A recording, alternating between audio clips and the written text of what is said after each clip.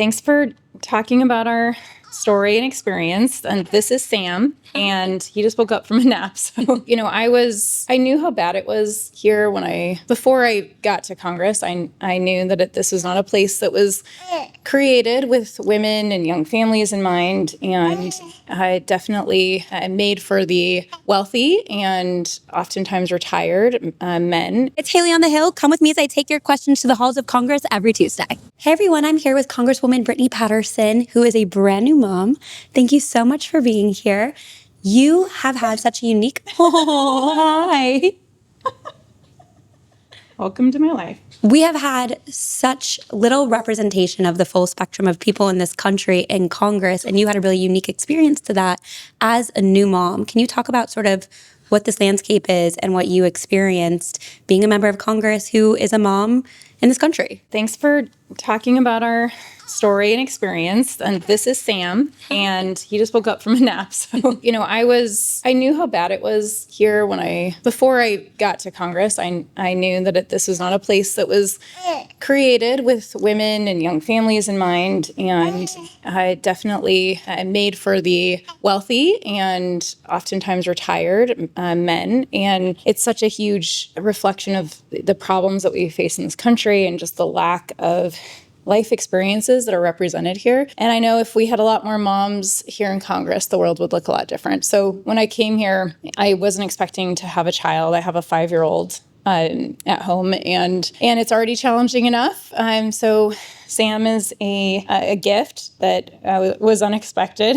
So we're just trying to manage every day on making this work, living 2 places, lack of access to childcare, like so many families.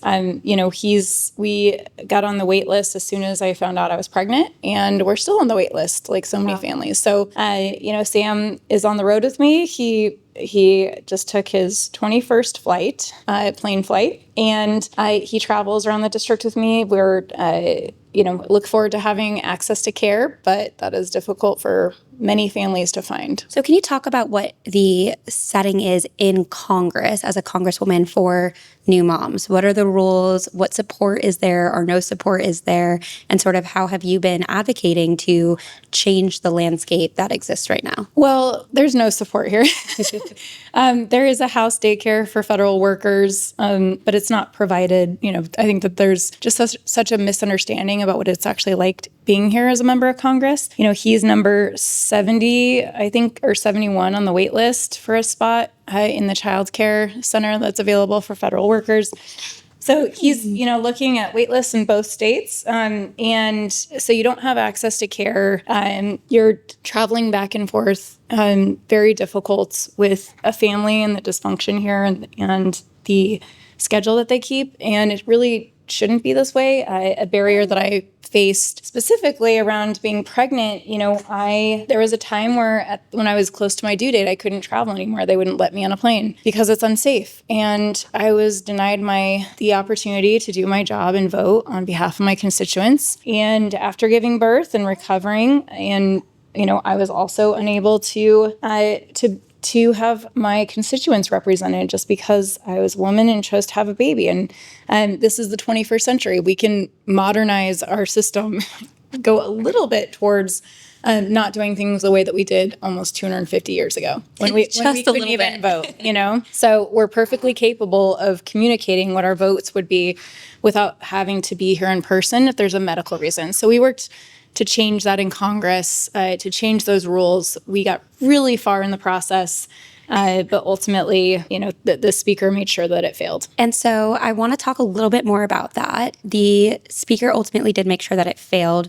What were the rules you were trying to get in place to make it easier so that moms or anyone with a medical condition who is representing their constituents are able to vote? Because, we have the technology to make sure that happens, and for people to be able to do their jobs while recovering from labor and delivery or recovering from surgeries. Well, I think that broader discussion needs to happen in Congress, but ours was narrowly focused for new parents. So, just in alignment with what federal workers have with their opportunity to take time to be with their baby, or if there's a medical reason that they can't work before giving birth, that they're able to take that time in a total of, 3 months to be with your child when they're the most vulnerable.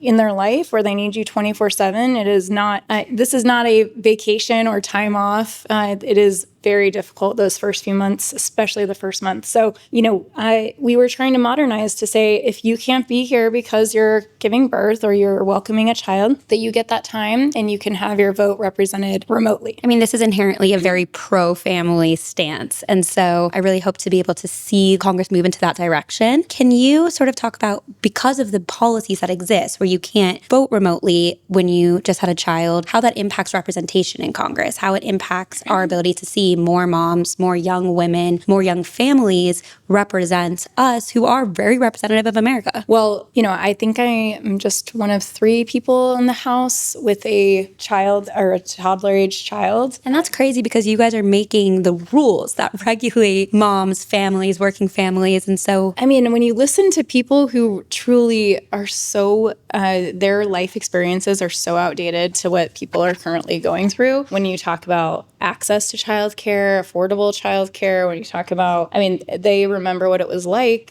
decades ago when costs were not as high, where access was much more available. And so, having these life experiences represented are really important. But it's also, not just about childcare. It's prioritizing the things that are going to, nothing inspires you more than to fight for a future than having a kid. And so just to have parents here who are going to advocate and do the best to make sure that our kids have the most, the greatest chance of success. And he is so well media trained. This is incredible and so well behaved. I just want to thank you for using your voice and your platform this way and really continuing to move the needle for young moms, young families in Congress. And hopefully this is the start of change and a lot of more conversations to be had. Yeah, I think that I've been surprised how many women and parents across the country who have been inspired to see me show up and vote on the House floor with my baby. It wasn't, I was just doing what I had to do, like so many parents. And I think it was because they felt seen for the first time in Congress, that somebody understood the challenges that they're facing and somebody, trying to raise a family, do their job. And so I appreciate that. I've also been stunned with the right-wing responses about, that I shouldn't be in Congress. I should be home with my baby. It is wild. It is just this hatred and vitriol when I bring Sam around, because this is our life. We don't have childcare here. This is, until he gets his spot, he is, I still do everything.